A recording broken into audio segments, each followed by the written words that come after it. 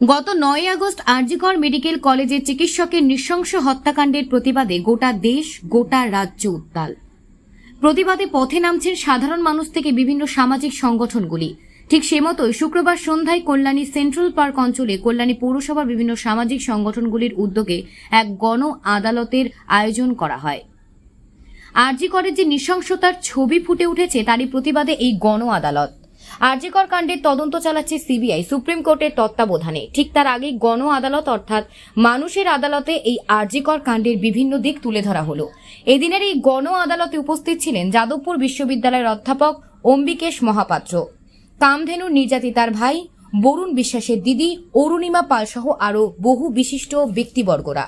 সকলের উপস্থিতিতে এক গণ আদালতের সাক্ষী থাকল কল্যাণীবাসী। মেয়েরা দরিদ্রের মধ্যে দরিদ্রতর, অপুষ্টদের মধ্যে চরম অপুষ্ট, আক্রান্তদের মধ্যে অধিকতর আক্রান্ত। আমি পথমানবী বলছি, এ কথা শুনলে সবাই কানে হাত চাপা দেয়। দেখুন, আমরা চাই এই মেয়েটা আরজিকরে মেয়েটা যেন ন্যায় বিচার পায়, সেই নিয়ে আমাদের আন্দোলন ও মোমবাতি মিছিল সবই কিছু হচ্ছে। বলতে চাই, যতদিন এই রাজ্যে এই মুখ্যমন্ত্রী আছে ততদিন এই রাজ্যে কোনো নির্যাতিতার পরিবার বিচার পাবে না। কেন মনে হয়? মুখ্যমন্ত্রী যে খেলাটা আমাদের সাথে খেলেছে সেই খেলাটাই খেলছিল আরজিকরের পরিবারের ওপরে। আমি আরজিকরের পরিবারের বাড়িতে গিয়েছিলাম, বলেছিলাম আমরা যে ফাঁদে পা দিয়েছি আপনি সেই ফাঁদে পা দেবেন না। আপনারা কোন ফাঁদে পা দিয়েছেন? আমরা মুখ্যমন্ত্রীর ফাঁদে পা দিয়েছিলাম। মুখ্যমন্ত্রী কি বলেছিল? 15 দিনের চার্জশিট, 1 মাসের মধ্যে সাজা ঘোষণা।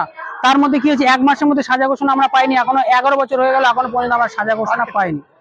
15 দিনের চার্জশিট, সিআইডি তাড়াহুড়োতে চার্জশিটে মাত্র একজনের নাম দিয়েছে, তার নাম হলো সৈফুল আলী, যে মেন আসামি আনসার আলী। তার চার্জশিটে নাম নেই, তার কোনো উল্লেখই নেই।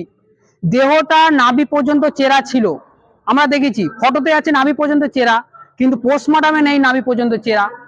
আসলে এইটা ব্যাপারটা কি জানো তো? এটা তো যে ঘটনাটা ঘটিয়েছে, সেই ঘটনাটা ঘটেছিল আনসার আলী তার সহকর্মী। আনসার আলী কে ছিল? প্রধানের ভাইপো।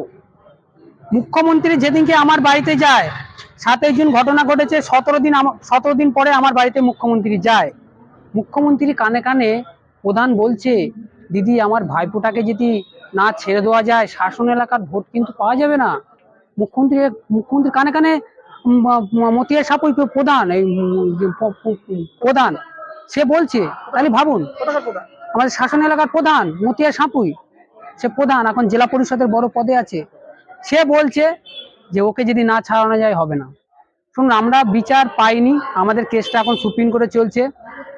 মুখ্যমন্ত্রী পুরো এইটা আমাদের সাথে একটা ব্রেন ওয়াশ করেছে। কারণ মুখ্যমন্ত্রী লোয়ার কোর্ট থেকে 2 জন ছাড়ালো, হাইকোর্ট থেকে 4 জন ছাড়ালো, এবার সুপ্রিম কোর্ট গিয়েছে 2 জনকে ছাড়াবে। এই দেখুন, সুপ্রিম কোর্টে কেস চলছে। হাইকোর্টে যেমন রায় দেয়, মুখ্যমন্ত্রী কি বলেছিল যে এই রায় আমরা মেনে নিতে পারছি না, এই রায়ের জন্য আমরা সুপ্রিম কোর্টে যাচ্ছি।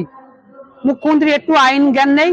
যেদিনকে রায় দিয়েছে সেই তার পর দিনকে যদি সুপ্রিম কোর্টে গিয়ে মুখ্যমন্ত্রী বলতো, হাইকোর্টের রায়টাকে স্টে করাতো, তাহলে ওই 4টে আসামি ভারতই পারতো না। আরজিকর কাণ্ডে যেভাবে পরিকল্পনা করে ধর্ষণ খুন করা হয়েছে, সারা রাজ্যের মানুষ, সারা দেশের মানুষ এবং বিদেশের মানুষ রাস্তায় নেমেছে। সেই দাবিতেই আজকে সব অংশের মানুষ নেমেছে, আজকে কল্যাণীর মানুষও নেমেছে। সেই কারণে এখানে আসা। বিচার পাচ্ছি না, সে কামদুনি হোক, গাইঘাটা হোক, মধ্যমগ্রাম হোক, বা অম্বিকেশ মহাপাত্রের ঘটনা হোক, বরুণ বিশ্বাসের ঘটনা হোক, তপন দত্ত খুনের ঘটনা হোক, পাড়ুইয়ের সাগর ঘোষ খুনের ঘটনা হোক, কোথাও কেউ বিচার পাচ্ছে না। তার কারণ হচ্ছে রাজ্যের মুখ্যমন্ত্রী, রাজ্যের পুলিশ মন্ত্রী, রাজ্যের পুলিশ, রাজ্যের দুষ্কৃতী, রাজ্যের শাসক দল, তারা এক হয়ে এখানে দুষ্কৃতিরাজ কায়েম করেছে এবং তারা এই দুষ্কৃতীদের আড়াল এবং প্রশ্রয় করে দিয়ে চলেছে। ফলে এটা কমছেও না, আর যারা ধর্ষিতা খুন হচ্ছে তারা কেউ বিচার হচ্ছে। মুখ্যমন্ত্রী ফোর্স করার কথা বলছেন ছাত্র যুব সমাজকে, এটা কি বলবেন?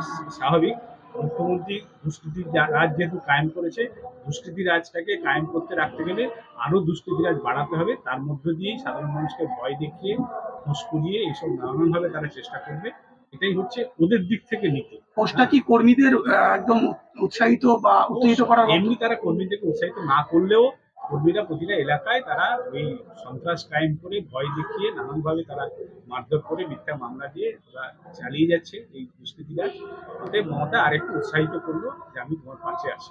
দিল্লি পুলিশ ইতিমধ্যে কমিশনের দ্বারস্থ হয়েছে। মুখ্যমন্ত্রী যেখানে বলেছে দিল্লিতে আগুন লাগানোর যে মন্তব্য তিনি করেছেন, তাই নিয়ে কি বলবেন? এখন মমতা ব্যানার্জি তো উস্কানি দেবেই, উনি যেহেতু গুন্ডা দলের রানী বা গুন্ডা দলের নেতৃত্ব, তাদের সেখানে এই জিনিস চলবে, বেশি এখান থেকে আশা করাটা অন্যায়।